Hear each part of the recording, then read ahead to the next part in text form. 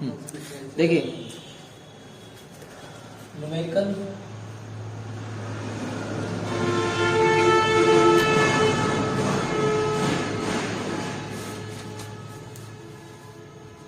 प्रकाश की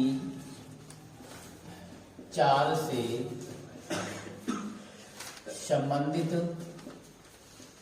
प्रश्न, प्रकाश की चाल से संबंधित प्रश्न।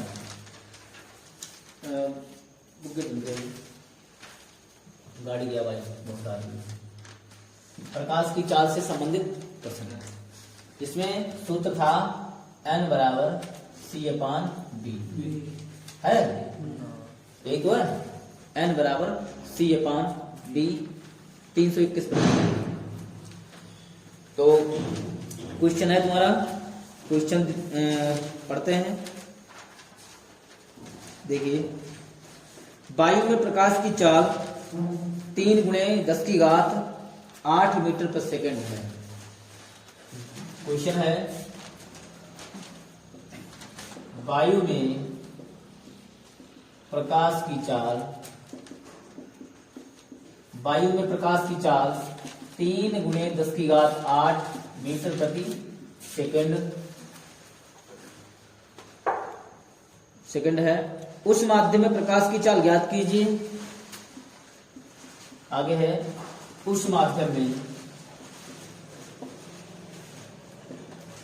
उस माध्यम में प्रकाश की चाल ज्ञात कीजिए। उस माध्यम में प्रकाश की चाल ज्ञात कीजिए जिसका वायु के सापेक्ष अपवर्तनांक 1.5 है, जिसका वायु के सापेक्ष अपवर्तनांक 1.5 है। ये क्वेश्चन तुम्हारा है, ठीक है। बहुत छोटा क्वेश्चन है, अब बहुत इंपॉर्टेंट है। ये ऑब्जेक्टिव जो ऑब्जेक्टिव प्रश्न होते हैं परीक्षा में, जो 20 प्रश्न तुम्हारे आते हैं बहुविकल्पी प्रश्न, उसमें ये क्वेश्चन पूछा आता है 1 नंबर में, ठीक है, उसमें ये क्वेश्चन पूछा आता है। तो देखिए हल क्या दिया है, इसमें दिया है, क्या दिया है, वायु में प्रकाश की चाल, ये दिया है वायु में प्रकाश की चाल, ये दिया है, लिख लो इसमें वायु में प्रकाश की चाल, वायु में प्रकाश की चाल c बराबर 3 × 10⁸,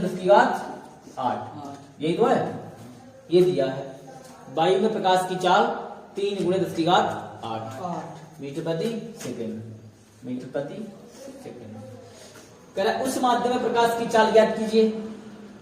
उस माध्यम में प्रकाश की चाल पूछ रहा है, क्या पूछ रहा है, माध्यम में प्रकाश की चाल, माध्यम में प्रकाश की चाल।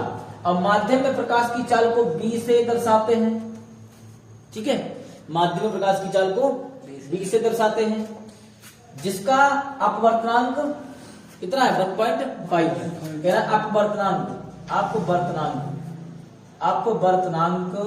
n बराबर 1.5, ये दिया है। इतना जो है सवाल में दे रखा है, इतना सवाल में दिया है। जब दिया है तो फटाफट जो है लगा देते हैं। C पता है, n पता है, B निकालना है। सूत्र तुम्हारा हमने पहले ऊपर लिख दिया, हमें क्या निकालना है, B निकालना है। क्या निकालना है, B।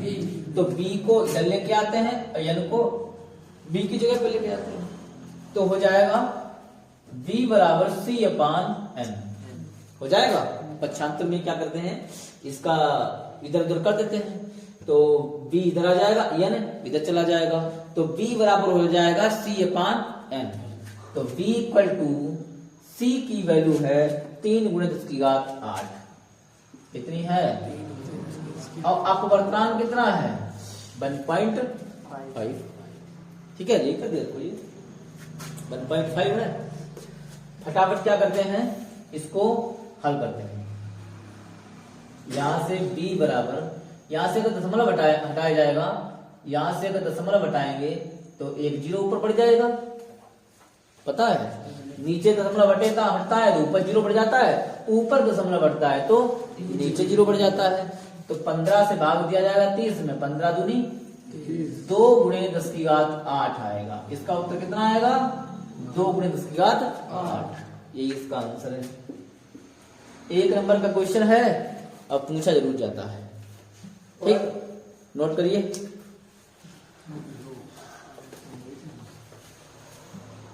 क्वेश्चन क्या है? नेक्स्ट क्वेश्चन तुम्हारा है, बढ़िया है क्वेश्चन। देखिए, कह रहा है वायु तथा कांच में प्रकाश की चालें। क्या बोल? कोई बात नहीं, देखो क्वेश्चन नंबर 2, वायु में प्रकाश की चालें क्रमशः कांच तो लिखो ना, कांच से लिखा है। अच्छा, वायु तथा दोनों के हैं, वायु तथा कांच है। तो तुमने बताया पहले भी, वायु तथा कांच ये है ना। वायु तथा कांच में प्रकाश की चालें, वायु तथा कांच में प्रकाश की चालें कितनी है? 3 गुणे 10 की घात 8। पहली है 3 गुणे 10 की घात 8 मीटर पर सेकेंड, तथा दूसरी कितनी है? दूसरी है 2 गुणे 10 की घात 8 मीटर प्रति सेकेंड है। वायु के सापेक्ष कांच का अपवर्तन ज्ञात कीजिए। है वायु के सापेक्ष कांच का अपवर्तनांक ज्ञात करो। क्रमशः क्रमशः मैंने बताया कि दोनों वैल्यू जो है एक साथ में दे रखी है, क्रम से दे रखी है। हाँ, हल क्या दिया है? क्या क्या दिया है? वायु की चाल दे रखी है, वायु की प्रकाश में चाल दे रखी है, और कांच की भी प्रकाश में चाल दे रखी है, दोनों की है। तो वायु में प्रकाश की चाल, पहला क्या दिया है? वायु में प्रकाश की चाल C बराबर है 3 गुणे 10 की घात 8। ठीक है, और कांच में प्रकाश की चाल, कांच एक क्या है? कांच एक माध्यम है। क्या होता है? माध्यम। जहां पे माध्यम की बात आए वहां पे B से दर्शाया जाएगा, और जहां पे वायु या निर्वात की बात आए वहां पर C से दर्शाया जाएगा। ठीक है, तो माध्यम में प्रकाश की चाल, माध्यम में प्रकाश की चाल इसे कहते हैं V। V बराबर दे रखा है 2 गुणे 10 की घात 8। तो कह रहा है वायु के सापेक्ष कांच का अपवर्तन ज्ञात कीजिए। ये निकालना है हमको। वायु के सापेक्ष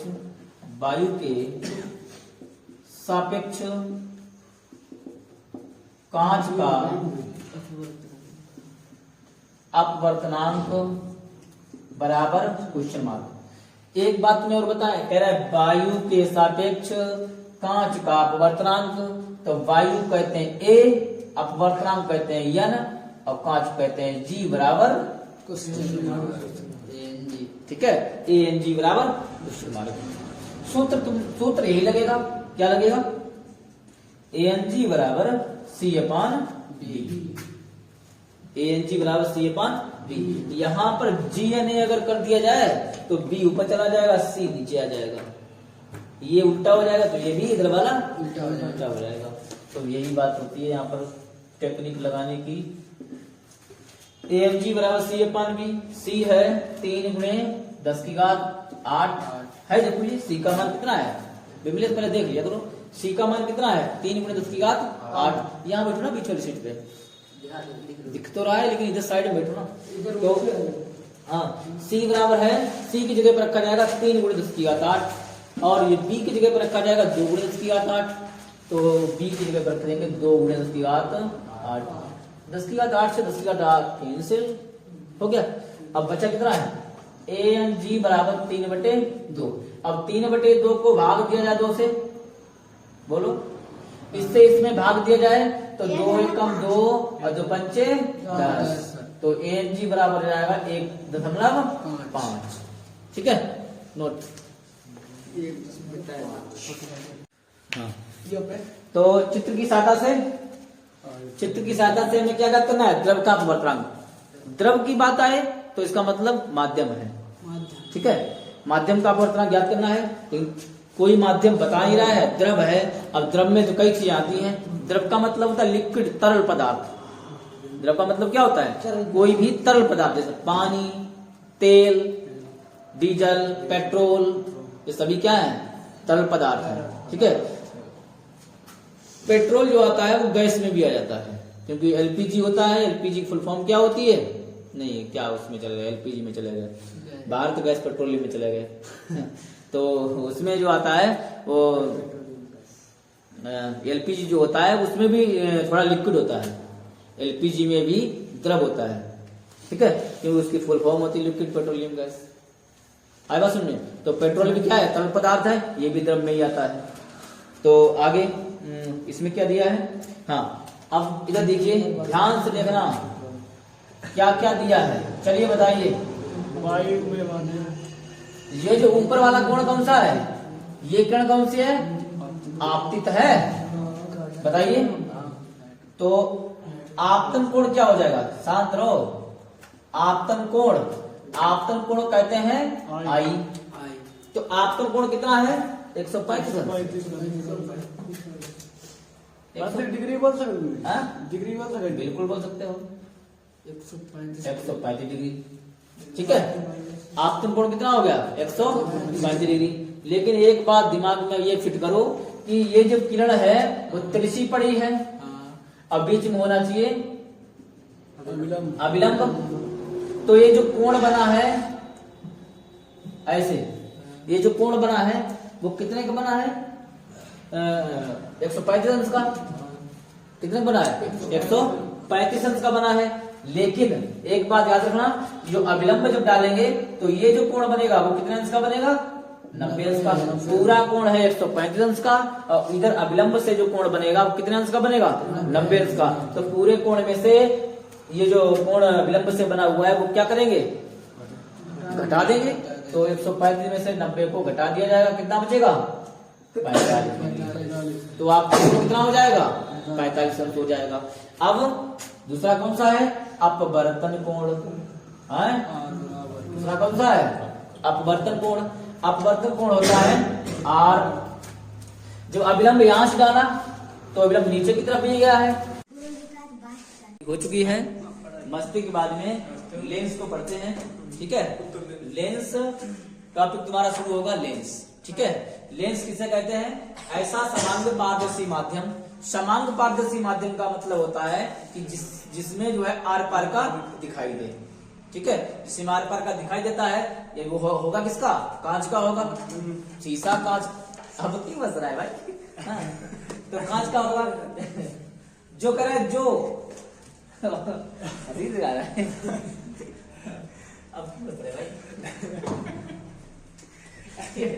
यानी कि पूरी रामायण खत्म हो गई, अभी भी जो है एपिसोड कोई बाकी रह गया है। एपिसोड लेंस वाला बाकी रहेगा। इसमें तो देखिए लेंस वाले चलिए, अब तो ये उसमें पहुंच गया है।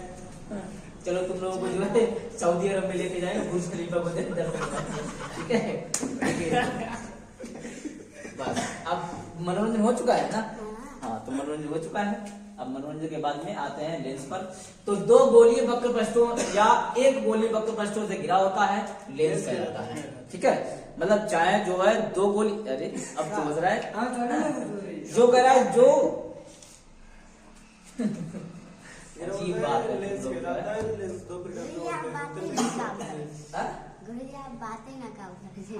हम बात थोड़ी ना करते हैं, बात जब तक जो है मजा तभी पता है, इंटरेस्ट तभी आएगा जब तुम्हारा दिमाग जो है थोड़ी कोई जोक पर मजा हंस लोगे, तभी तो दिमाग फ्रेश होगा। और फ्रेश होगा तब लेंस दिमाग में घुस जाएगा। अब ऐसे थोड़ी ना लेंस तुम्हारे लग जाए, दिमाग में घुसना चाहिए लेंस, दिमाग में समझना चाहिए। लेंस लगना थोड़ी ना चाहिए कि हाँ तुम्हारा चश्मा लग जाए, ये थोड़ी ना बता रहे। दिमाग में फिट होना चाहिए लेंस। जैसे ये संजीव बैठे हैं, चश्मा लगाए बैठे हैं, इनको चश्मा हमारे लोग होगा, लेकिन हम नहीं लगा देंगे। तो पढ़ा खाली पहले समझ लो लेंस होता क्या है। कि ऐसा समांग पारदर्शी माध्यम जो दो गोलीय वक्र पृष्ठों से गोलीय वक्र पृष्ठ यानी कि एक उसका पृष्ठ, एक छोर जिसे बोल सकते हैं, एक सिरा, ठीक है, या कह रहा है या एक से, दो से हो या एक से हो, गिरा हो, उसे जो है लेंस कहते हैं। ठीक है, तो हमने ये बनाया है, ये क्या है, लेंस है। चाहे इस तरीके से एक से गिरा हो तो भी हमारा क्या होगा, लेंस होगा। ठीक है, इसके आगे हमने इस तरीके से एक जो है रेखा खींच दी। रेखा खींचने पर क्या हुआ, एक तरफ से ये समतल हो गया है, एक तरफ से गोलीय हो गया है। ठीक है, तो यहाँ पर क्या बन जाएगा, समतलोत्तल लेंस। समतल के साथ में उत्तल लेंस है तो क्या बन जाएगा, समतलोत्तल लेंस। और ये कौन सा है, द्विउत्तल लेंस। ठीक है, ये कौन सा है, द्विउत्तल लेंस। इसे द्विउत्तल लेंस बोलो या बोल सकते हो उभय उत्तल लेंस। उभय माने दो ही होता है। ठीक है, तो तुम्हें क्या लिखा है, ऐसा समान पारदर्शी माध्यम जो दो गोलीय वक्र पृष्ठों से या एक गोलीय वक्र पृष्ठ से घिरा होता है उसे हम लेंस कहते हैं। लेंस में जो है कितने प्रकार के होते हैं, लेंस दो प्रकार के होते हैं। नंबर एक में होता है उत्तल लेंस और नंबर दो में होता है अवतल लेंस। ठीक है, तो नंबर एक में उत्तल लेंस होता है। उत्तल लेंस की परिभाषा क्या होती है, उत्तल लेंस की परिभाषा यहाँ लिख देते हैं, ऐसा लेंस जो बीच में मोटा,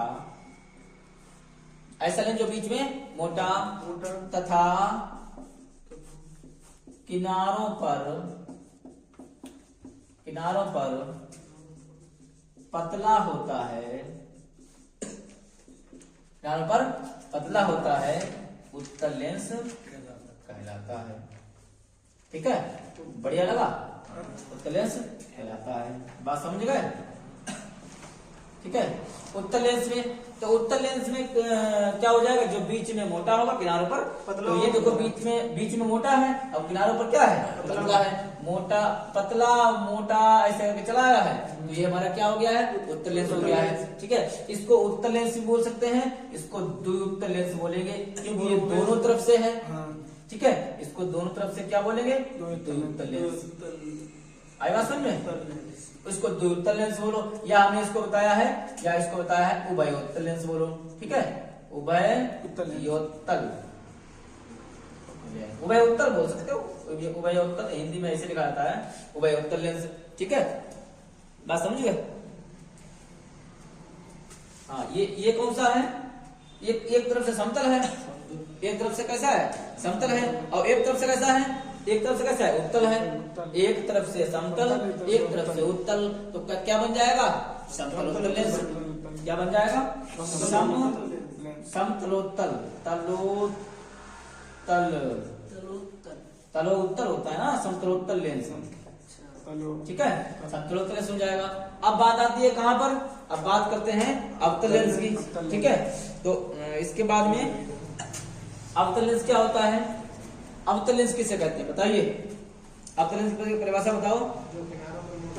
हाँ, जो ऐसा लेंस जो किनारों पर मोटा होता है और बीच में पतला होता है, ऐसा लेंस जो है, परिभाषा इसकी क्या लिखेंगे, ऐसा लेंस जो किनारों पर मोटा तथा बीच में पतला होता है। ठीक है, क्या कहलाता है, अवतल लेंस कहलाता है। उत्तल तो पढ़े क्यों, अवतल लेंस कहलाता है। क्लियर मामला, कोई दिक्कत, वेरी गुड। तो अवतल लेंस कहलाता है। तो इसको कैसे बनाएंगे, इसको हम जो है बीच में हमें करना है पतला और किनारों पर करना है मोटा। इस तरीके से ये बन जाएगा अवतल लेंस। ठीक है, इस तरीके से क्या बन जाएगा, अवतल लेंस बन जाएगा। हाँ, अब इसको एक हिस्सा निकाल रहे हैं, चाहे इधर बार निकाल लो चाहे इधर बार निकाल लो, इसको बोल देते हैं अवतल लेंस। क्या बोल देंगे, अवतल लेंस। ठीक है, तो इसमें क्या करते हैं, हाँ, एक हिस्सा इसका हमने निकाला, ये वाला हिस्सा निकाल लिया, झूले वो इस तरीके निकाल लिया एक हिस्सा, ठीक। और एक हिस्सा इसका निकाल लो। ये थोड़ा इसको गोल ज्यादा हो गया है, थोड़ा हल्का सा गोल करें इसे, मुझे नहीं आ रहा है। ये ज्यादा गोल करें और इधर वाला करें कम गोल। मतलब हमें क्या बनाना है, मेरी बात समझो ध्यान से, हमें ये बनाना है, ये बन नहीं रहा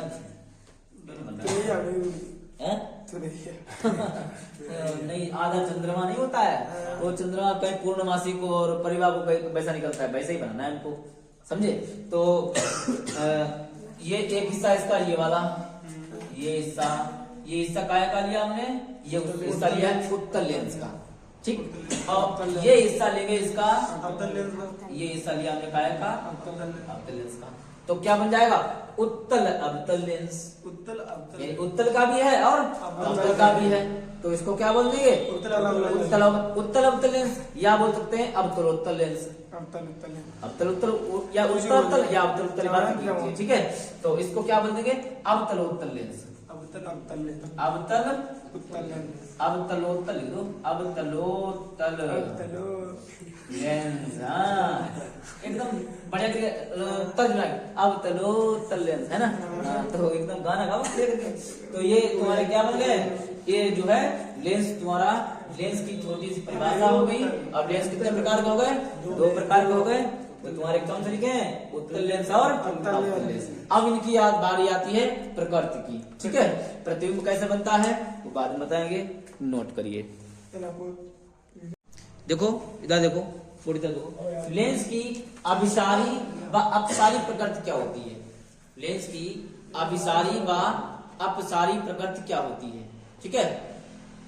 लेंसों द्वारा प्रकाश की समांतर किरणों को एक बिंदु पर, लेंसों द्वारा का मतलब दोनों लेंस, उत्तल भी और अवतल भी, एक बिंदु पर एकत्रित करने, एक बिंदु पर एकत्रित करना। अब एकत्रित कौन करेगा, एकत्रित लेंस करेगा अभिसारी प्रकृति वाला, और अपसारी प्रकृति वाला क्या करेगा, इसको फैला देगा, ठीक है।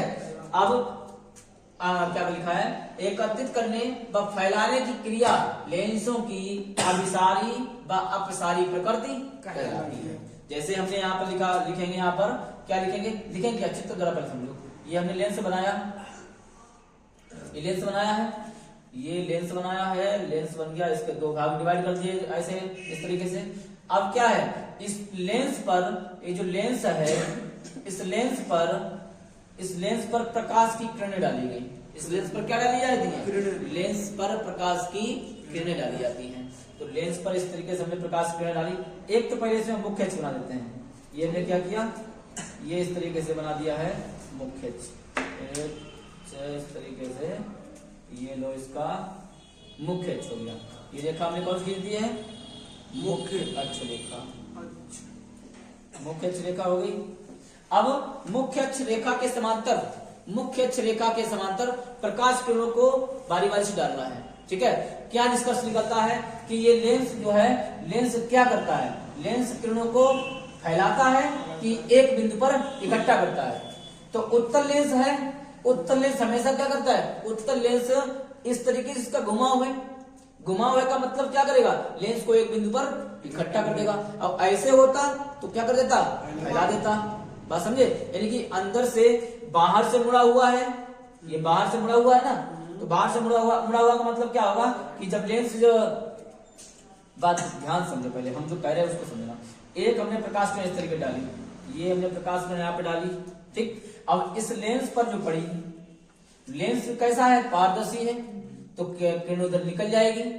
और जब किरण यहाँ से निकली ऐसे, और निकलने पर पहुंची दूसरी पर्दे पर, कहाँ पहुंची है, दूसरी पर्दे पर, और दूसरी पर्दे का घुमाव है इधर के लिए ऐसे, तो क्या होगा, किरण ये जो है नीचे की ओर झुक जाएगी।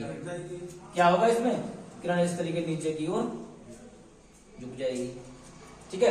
पहला प्रैक्टिकल किया, दूसरा प्रैक्टिकल हमने फिर वही प्रैक्टिकल किया, नीचे ऐसे इस तरीके से, फिर वही प्रक्रिया हुई, इसको थोड़ा ऊपर ला देते हैं ऐसे। फिर वही प्रक्रिया हुई कि जब लेंस जो है प्रवेश हुआ पहले वक्र पृष्ठ से दूसरे पृष्ठ में, बताया था ना, 2 पारदर्शी पृष्ठों से घिरा हुआ होता है, उसे उत्तल लेंस या उसे लेंस कहते हैं। यही तो है। तो ये जो है इस तरीके से अंदर प्रवेश हुआ, प्रवेश होते ही आया दूसरे पृष्ठ पर, दूसरे पृष्ठ से जैसे ही बाहर निकला वैसे ही उसने जो है क्या किया, उसी बिंदु से निकला, उसी बिंदु पर जाके काट दिया उसने ऐसे। फिर तीसरा प्रैक्टिकल किया हमने, एक रेखा और ऐसे डाली, ऐसे एक रेखा और डाली इस तरीके से। जब रेखा एक और डाली है फिर वही वो बाहर पहुंचा, और जब बाहर पहुंचा फिर ये जो है उसी बिंदु से फिर निकला जाके। ठीक है, बात समझे? उसी बिंदु से बाहर जो निकला है तो उसी बिंदु से निकला है, उसी एक ही बिंदु पर जाके उसने काट दिया। तो इस तरीके से ये प्रक्रिया लगातार, इस तरीके से प्रक्रिया लगातार चलती रहती है। ठीक है, जितनी भी प्रकाश किरणें उधर की तरफ डालोगे तो प्रकाश किरणें क्या होंगी, क्या होंगी, अभिसरित हो जाएंगी। क्या हो जाएंगी? प्रकाश किरणें अभिसरित का मतलब होता है एक ही बिंदु पर इकट्ठी हो जाएंगी। बात समझे? प्रकाश किरणों का एक ही बिंदु पर इकट्ठा होना लेंसों की अभिसारी प्रकृति कहलाता है। क्या लिखेंगे यहाँ पर? यहाँ लिख सकते हो प्रकाश किरणों का, प्रकाश किरणों का एक ही बिंदु पर इकट्ठा होना, प्रकाश किरणों का एक ही बिंदु पर, एक ही बिंदु इकट्ठा होना, होना क्या कहलाता है? लेंस की अभिसारी प्रकृति कहलाता है। ये तो होगा लेंस की अभिसारी प्रकृति कहलाता है। ये तुम्हारा हो गया अभिसारी प्रकृति का। अब यहाँ पर जो है क्या करते हैं, एक चित्र दूसरा और बनाते हैं जिसमें क्या करेंगे, जिसमें लेंस लेंगे। ये लेंस हमने कौन सा लिया था? इसको लिया था उत्तल लेंस। क्या लिया था? उत्तल लेंस। अब लेते हैं अवतल लेंस। ठीक है, कौन से लेते हैं? आ जाओ लेंस के ऊपर, ये रहा लेंस के ऊपर। लेंस हमने बना दिया है ऐसे, इस तरीके से। ये है अवतल लेंस। अवतल लेंस परिभाषा क्या है धर्मेंद्र? सोइएगा। हाँ, लेंस की परिभाषा क्या है अवतल लेंस की? ऐसा लेंस जो किनारे पर मोटा और बीच में पतला, बीच में पतला होता है, क्या कहलाता है? अवतल लेंस कहलाता है। अब यहां से समझो क्या होगा, फिर बना दो इसमें एक मुख्य अक्ष। हमने एक फिर इसमें मुख्य अक्ष बना दिया। ठीक है, मुख्य अक्ष रेखा बना दी। ठीक है, मुख्य अक्ष रेखा, मुख्य अक्ष रेखा।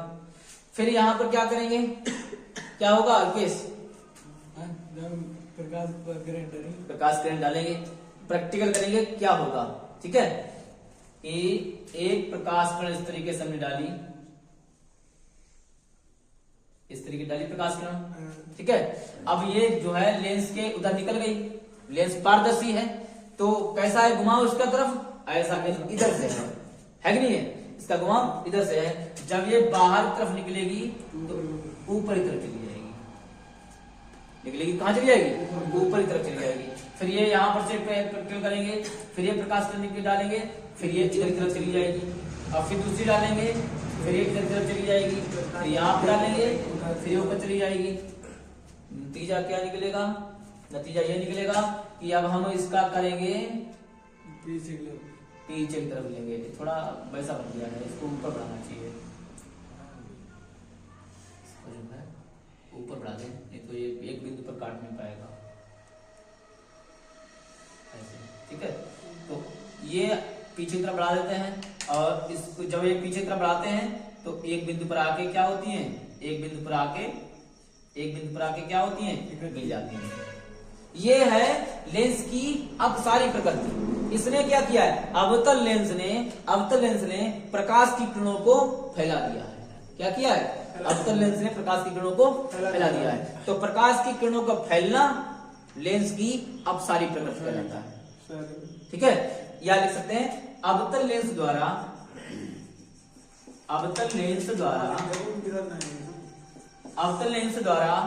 प्रकाश की किरणों को फैलाना, प्रकाश की किरणों को फैलाना क्या कहलाता है? लेंस की अपसारी प्रकृति कहलाता है। यही तो होगा, लेंस की अपसारी प्रकृति कहलाता है। कोई दिक्कत? ठीक है, नोट करिए। तो इसमें आगे तुम्हें लेंस में ये बता रहे हैं कि लेंस में कहां पर कौन सा बिंदु होता है, कहां पर मुख्य अक्ष होता है, कहां पर वक्रता केंद्र होता है, कहां पर वक्रता त्रिज्या होती है, कहां पर फोकस दूरी होती है। ठीक है, ये चीजें जो है लेंस में बना के बता दे रहे हैं। केवल लेंस में समझ लो कि यहाँ पर ये चीज होती है। ठीक है, परिभाषाएं बोर्ड एग्जाम में इसकी नहीं पूछी जाती हैं, बात समझे। और ना ही ये लेंस की परिभाषा कभी पूछी जाती है, बहुत कम पूछी जाती है, शायद ही पूछी जाए कि लेंस किसे कहते हैं। कभी कभार पूछ लिया जाता है, लेकिन इससे संबंधित सवाल पूछे जाते हैं। इसमें एक टॉपिक है लेंस की समंजन क्षमता। ठीक है, वो उसका क्वेश्चन आता है, वो पूछ लिया जाता है। और इसके बाद में जो चैप्टर तुम्हारा है मानव नेत्र वाला, उसमें जो क्वेश्चन है दूरदृष्टि दोष, निकट दृष्टि दोष, वो जरूर पूछे जाते हैं। ठीक है, धातु तक केमिस्ट्री में किसमें बता रहे बोल रहे। देखो जब तो लेंस बनाते, सब लोग लेंस बनाओ, उत्तर भी बनाओ, उत्तर भी बनाओ, उत्तर भी बनाओ, उत्तर भी बनाओ, दोनों बनाओ। तुम पे लेंस नहीं बन रहा है तो खरीद ले, और क्या है। 25 रुपए के हम देते उत्तर लेंस, 25 रुपए का ये लेंस कहाँ जो है इतना। ये हमने दोनों लेंस बना दिए, बड़े बड़े बनाए।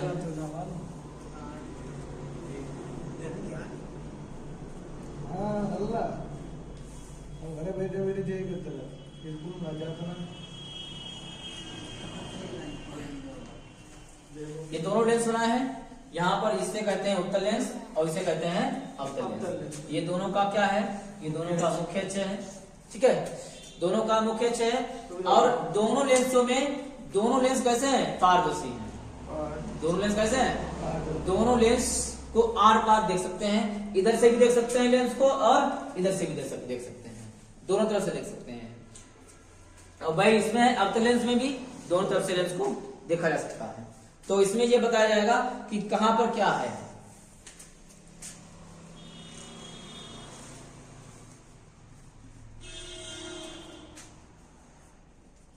ये दो लेंस हमने कर दिए, बीच में एक जो है अभिलंब खींच दिया। अभिलंब से खींचने पर क्या हुआ, इसने जो है मुख्य अक्ष रेखा को डिवाइड कर दिया है, काट दिया है। मुख्य अक्ष रेखा को काट दिया है। मुख्य अक्ष रेखा को काटने पर जो ये बिंदु प्राप्त हुआ है, मुख्य अक्ष रेखा को काटने पर जो ये बिंदु प्राप्त हुआ है, ये दोनों जो बिंदु प्राप्त हुए हैं ये वाले, इनको कहते हैं प्रकाशिक केंद्र। प्रकाशिक केंद्र, हाँ, प्रकाशिक केंद्र। ठीक है, हाँ, मुख्य मूल बिंदु तो वो होता ही है, ऑप्टिकल से बोलते हैं। ये है मुख्य अक्ष, क्या है, मुख्य अक्ष। इसका भी ये मुख्य अक्ष है और इसका भी ये है मुख्य अक्ष। समझे, दोनों तरफ से क्या है, दोनों तरफ से मुख्य अक्ष है। अब तुम्हें हमने बताया कि लेंस को इधर से भी देख सकते हैं और इधर से भी देख सकते हैं। इधर से भी इसकी प्रकाश किरण डाल सकते हैं और इधर से भी डाल सकते हैं। तो दोनों तरफ वक्रता केंद्र होगा। क्या होगा, वक्रता केंद्र जो होगा वो दोनों तरफ होगा। इधर से देखोगे तो ये C1 होगा और ये वाला C2 होगा। इधर से देखोगे तो ये वाला C1 होगा, ये वाला C2 होगा। बात समझे। इन दोनों को क्या बोला जाता है, इन दोनों को बोला जाता है वक्रता केंद्र। और वही इसमें है, वही इसमें रहेगा कि यहाँ पर और यहाँ पर दोनों पे क्या रहेगा, वक्रता केंद्र रहेगा। वक्रता केंद्र हो गया। ठीक है, वक्रता केंद्र के बाद में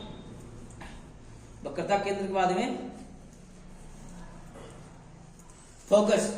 वक्रता केंद्र के बाद में क्या होगा, फोकस। अब फोकस की बात करते हैं। फोकस तो दोनों तरफ से डाल सकते हो, इधर से डालोगे रिजल्ट तो वही आएगा, यानी कि इधर से भी फोकस है। ये है प्रथम फोकस। अगर इधर डालोगे तो इसको बोलेंगे प्रथम फोकस। अब इधर से डालोगे तो इधर हो जाएगा द्वितीय फोकस। इन दो पक्ष हैं, दो कैपेसिटी से गिरा हुआ है, वही इसमें है, वही इसमें है, दोनों तरफ वही रहेगा। तो इधर से डालोगे ये वाला द्वितीय हो जाएगा, चाहे इधर इसमें लिख दो ये द्वितीय हो जाएगा, द्वितीय फोकस। ठीक है, ये चीजें लेंस में दी गई होती हैं।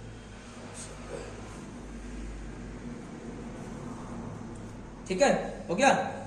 तो इसके बाद में द्वारक की बात आती है, लेंस का द्वारक। अब द्वारक का मतलब क्या होता है, जिधर से लेंस को देखोगे वही उसका क्या होता है, द्वारक होता है। अब लेंस को तुम ऐसे इधर से देख रहे हो, मान लो कि ये इसका जो चश्मा तुम आगे लगाते हो, और चश्मा जहां से देखा जाता है, जहां देखा जाता है वही तो उसका द्वारक होगा, और ना कि उसके आगे तुमने कोई कपड़ा डाल दिया तो बंद हो जाएगा, आगे दिखाई देना बंद हो जाएगा।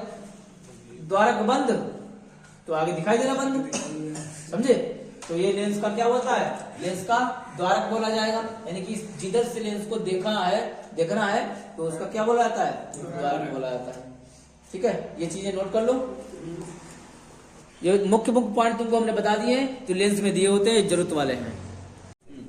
चिन्ह परिपाटी का नियम, चिन्ह परिपाटी का दर्पण में भी था और लेंस में भी है, कुछ हद तक सेम है, लेकिन सेम क्या है कि इसमें पारदर्शी है और दर्पण पारदर्शी नहीं था। उसके पीछे क्या थी, कलई थी, ये इसमें आर पर दिखाई देता है। तो ये दर्पण का ये हिस्सा कौन सा है, राइट साइड वाला, और ये हिस्सा कौन सा है, लेफ्ट साइड, यानी कि इसे कहते हैं दाईं ओर, इसे कहते हैं बाईं ओर। इतना तो पता ही है, ये हो जाता है दाईं वाला और ये हो जाता है बाईं ओर। ठीक, समझ गए। तो सभी दूरियां प्रकाशिक केंद्र के दाईं ओर वाली जितनी भी दूरियां होती हैं वो सभी धनात्मक होती हैं। यहाँ पर जो है जो भी दूरी दी होगी वो सभी कैसी होगी, बोल सकते हैं यहाँ पर प्रकाशिक केंद्र से दाईं ओर सभी दूरियां कैसी होंगी, धनात्मक होगी। समझ गए। इधर कैसी होंगी, प्रकाशिक केंद्र से बाईं ओर। तो बाईं ओर कैसी दूरियां होंगी बताइए, ऋणात्मक होगी। बाईं ओर दूरियां कैसी होंगी, ऋणात्मक होगी, ऋणात्मक। और एक बात बता दें, मुख्य अक्ष जो मुख्य अक्ष रेखा है, मुख्य अक्ष के सामने यहाँ पर वस्तु रखी है ऊपर की ओर, वस्तु अगर ऐसी रखी है ऊपर की ओर तो धनात्मक होगी, तो उसका मान कैसा होगा, धनात्मक होगा। और मुख्य अक्ष के दाईं ओर है, लेकिन है वस्तु कहाँ, नीचे की ओर, उल्टी है, यानी कि कोई मनुष्य है उसकी टांगे ऊपर है और खोपड़ी नीचे है कि नहीं, जो मान लो अमन उल्टे हट गए, तो ये जो इनकी जो लंबाई होगी वो कैसी होगी, माइनस में होगी। तो यहाँ पर वो दूरी कैसी दी जाएगी, ऋणात्मक दी जाएगी। आए बात समझे, ये सिस्टम इसका होता है। तो ये जो प्रकाशिक केंद्र है इसके दाईं ओर कैसा होता है, धनात्मक होता है, और बाईं ओर कैसा होता है, ऋणात्मक होता है। और मुख्य अक्ष पर कोई व्यक्ति खड़ा है सीधा तो धनात्मक होगा, और इसके नीचे होगा तो कैसा होगा, ऋणात्मक होगा। ठीक है, ये है किसका नियम, चिन्ह परिपाटी का नियम, किसमें, उत्तल लेंस में। ठीक, तो कुछ जिसमें वैल्यू होती है वो लिख देते हैं, यहाँ पर बना देते हैं। लो देखिए बना देते हैं। तो क्या क्या है, पद में क्या रहेगा, पद में फिर है उत्तल लेंस, फिर है यहाँ पर इस खाने में क्या है, अवतल लेंस। पद में हमने लिख दिया फोकस दूरी उत्तल लेंस में कैसी होती है, फोकस दूरी उत्तल लेंस में धनात्मक होती है और अवतल लेंस में ऋणात्मक होती है, ये याद रखना। ठीक है, ऋणात्मक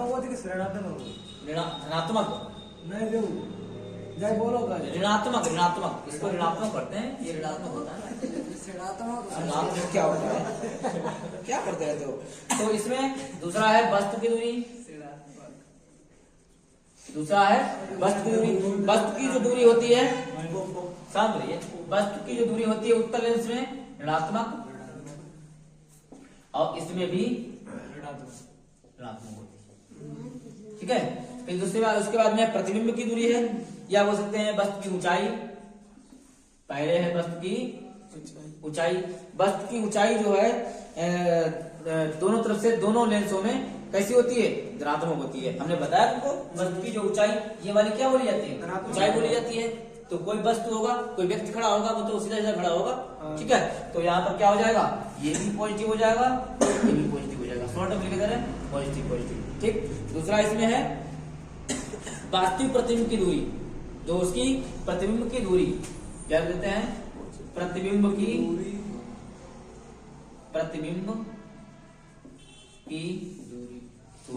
प्रतिबिंब की दूरी अवतल लेंस में क्या होती है, उत्तल लेंस में क्या होती है।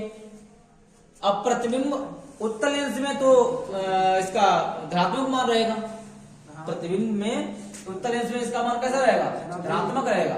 अब अवतल लेंस में पता ही नहीं कैसा रहेगा, कोई निश्चित ही नहीं है। अवतल लेंस में कैसा है, निश्चित नहीं है। समझे। और ये तो हो गई वास्तविक प्रतिबिंब दूरी। अब दूसरी बात अगर आती है, ये वाली वास्तविक है, अब मान लेते हैं आभासी हो जाए तो आभासी प्रतिबिंब की दूरी। आभासी प्रतिबिंब की दूरी, आभासी प्रतिबिंब की जो दूरी होती है वो दोनों में कैसी होती है, ऋणात्मक होती है। इधर भी ऋणात्मक और इधर भी ऋणात्मक।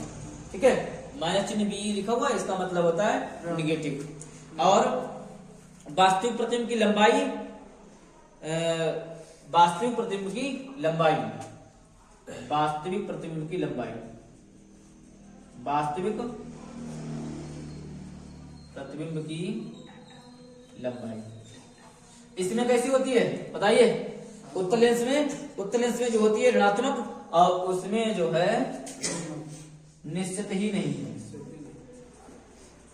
उसमें निश्चित नहीं है, क्योंकि जो है पता नहीं, बन भी सकती है और नहीं भी बन सकती है। अब आभासी प्रतिबिंब की लंबाई, आभासी प्रतिबिंब की लंबाई, आभासी प्रतिबिंब की लंबाई जो होती है वो दोनों की धनात्मक होती है, इसकी भी धनात्मक। और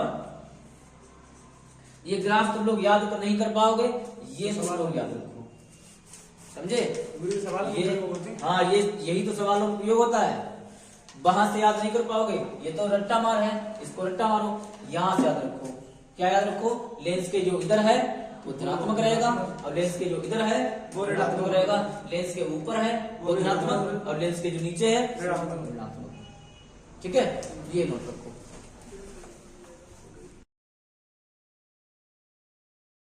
क्या चलो देखो, तो अब यहाँ पर तुम्हें पढ़ाएंगे लेंस सूत्र। ठीक है, इसको कहते हैं लेंस मेकर, लेंस मेकर। ठीक है, अब यहाँ पर तुम्हें लेंस के बारे में बता सब कुछ चुके हैं। लेंस के बारे में हर एक चीज बता चुके हैं कि कहां पर जो है प्रतिबिंब होता है, कहां पर वस्तु होता है, कहां पर फोकस दूरी होती है। उसी से इसका क्या निकलेगा, एक फार्मूला निकलेगा। तो इसका कोई खास इतना भारी डेरिवेशन है नहीं, तो केवल यहाँ पर कुछ चीजें मान लेते हैं। माना लेंस से वस्तु की दूरी, लेंस से वस्तु की दूरी बराबर होती है u, और लेंस से प्रतिबिंब की दूरी बराबर होती है b। और लेंस की फोकस दूरी क्या होती है, लेंस की फोकस दूरी, लेंस की फोकस दूरी को मान लेते हैं f। ठीक है, लेंस की फोकस दूरी क्या मान लेते हैं, यह मान लेते हैं। तब इसी से इसका एक सूत्र निकल के आता है, सूत्र निकल के आएगा। केवल तुम्हें सूत्र इसका याद रखो, बाद बाकी चिन्ह परिपाटी का नियम याद रखो, सवाल इससे लगते हैं। ठीक है, बोर्ड एग्जाम में कभी ये नहीं पूछा था लेंस मेकर सूत्र बताइए। बहुत शायद ही कभी पूछा गया हो, बहुत वर्षों पहले, वैसे पूछा कभी नहीं गया है। तो सूत्र इसका क्या होता है, 1/f नहीं होता है, 1/v माइनस 1/u बराबर होता है 1/f। लेंस की जो फोकस दूरी, अब चाहे इसको 1/f पहले लिख लो, 1/f को पहले भी लिख सकते हो, पक्षांतर हो जाएगा बाद में, ठीक है। तो 1/v माइनस 1/u बराबर होता है 1/f। इसके बाद में कोई इसकी हेडिंग आती है, इसको दर्पण का रेखीय आवर्धन पढ़ चुके हो, लेंस का रेखीय आवर्धन बिल्कुल है सेम, चेंज नहीं है। लेंस का रेखीय आवर्धन, लेंस का रेखीय आवर्धन, ठीक है। इसकी परिभाषा नोट कर लो।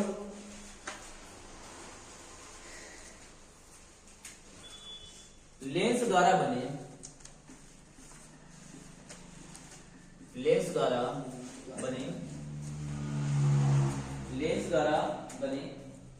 बार फिर जाओ, लेंस द्वारा बने किसी वस्तु के प्रतिबिंब की ऊंचाई, किसी वस्तु के प्रतिबिंब की ऊंचाई तथा किसी वस्तु के प्रतिबिंब की ऊंचाई तथा वस्तु की ऊंचाई के अनुपात को रेखीय आवर्धन कहते हैं। ये याद रखना, ये परीक्षा में पूछा जाता है कि जो है रेखीय आवर्धन किसे कहते हैं, चाहे वो दर्पण का हो चाहे लेंस का हो, दोनों की लगभग सेम ही परिभाषा है इसकी, ठीक है। यही उसमें लिखा होगा, वहां पर दर्पण हो जाता है, लेंस की जगह पे क्या हो जाता है, दर्पण हो जाता है। तो इसका एक सूत्र बन के आ जाएगा रेखीय आवर्धन। हाँ, इसमें एक चीज और लेते हैं, इसे यम से प्रदर्शित करते हैं, डिनोट अंग्रेजी बोला है, यम से प्रदर्शित करते हैं। इसका फार्मूला क्या बन के आएगा, सूत्र क्या बन के आएगा, सूत्र बन के आ जाएगा इसका रेखीय आवर्धन यम बराबर रेखीय आवर्धन यम बराबर होता है, कह रहा है किसी वस्तु के प्रतिबिंब की ऊंचाई तथा वस्तु की ऊंचाई के अनुपात को, अनुपात का मतलब क्या होता है, बट्टे में लिखना, ठीक है, भाग में लिखना। तो यम बराबर हो जाएगा प्रतिबिंब की ऊंचाई, प्रतिबिंब की ऊंचाई बटे वस्तु की ऊंचाई, प्रतिबिंब की ऊंचाई बटे वस्तु की ऊंचाई। और प्रतिबिंब की ऊंचाई को मान लेते हैं यच और वस्तु की ऊंचाई को मान लेते हैं यच डैश। यम बराबर हो जाता है, इसको मान लिया जाता है यच डैश और इसको मान लेते हैं यच केवल, तो हो जाएगा यम बराबर यच डैश अपॉन एच, ठीक है। एक बात यहाँ पर नोट कर लो कि जब दर्पण में सूत्र ये लिखाया था, तो वहां पर v/u जो आया था ये माइनस का आया था, ठीक है, यहाँ पर प्लस का आता है, क्योंकि यहाँ पर बस जो प्रतिबिंब की लंबाई होती है, ये दूरी होती है, उसे b से प्रदर्शित करते हैं और वस्तु की दूरी को u से प्रदर्शित करते हैं, ठीक है। तो यह बराबर क्या हो जाएगा, b/u, दर्पण में होता है माइनस b/u, ये याद रखना, ठीक है।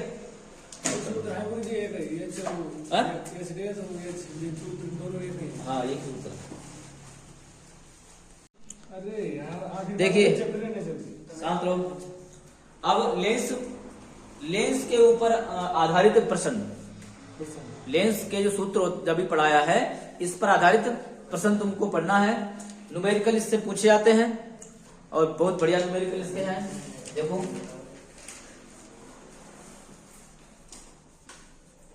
न्यूमेरिकल्स पूछे जाएंगे लेंस पर आधारित, लेंस पर आधारित, हाँ बेटा,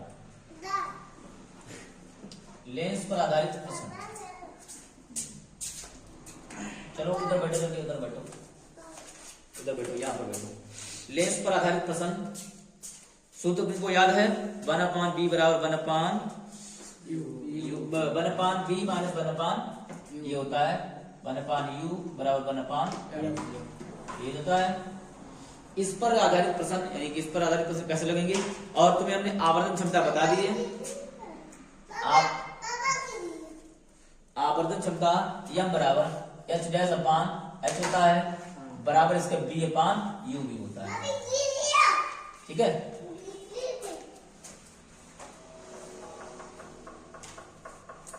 देखिए प्रश्न इसका है, यदि एक उत्तल लेंस से वस्तु के वास्तविक प्रतिबिंब की दूरियां, जो एक उत्तल लेंस है, क्वेश्चन आप लिखते हैं, क्वेश्चन लिखते हैं, एक उत्तल लेंस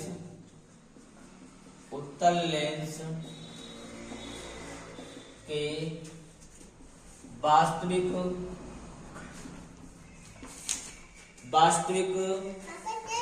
प्रतिबिंब की दूरियां, वास्तविक प्रतिबिंब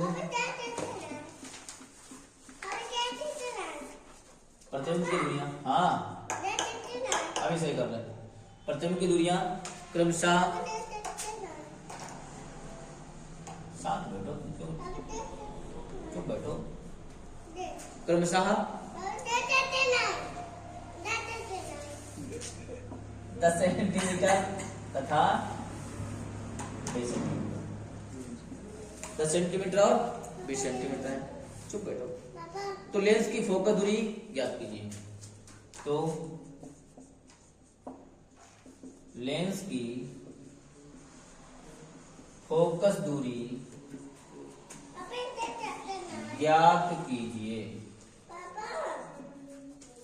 लेंस की फोकस दूरी ज्ञात कीजिए।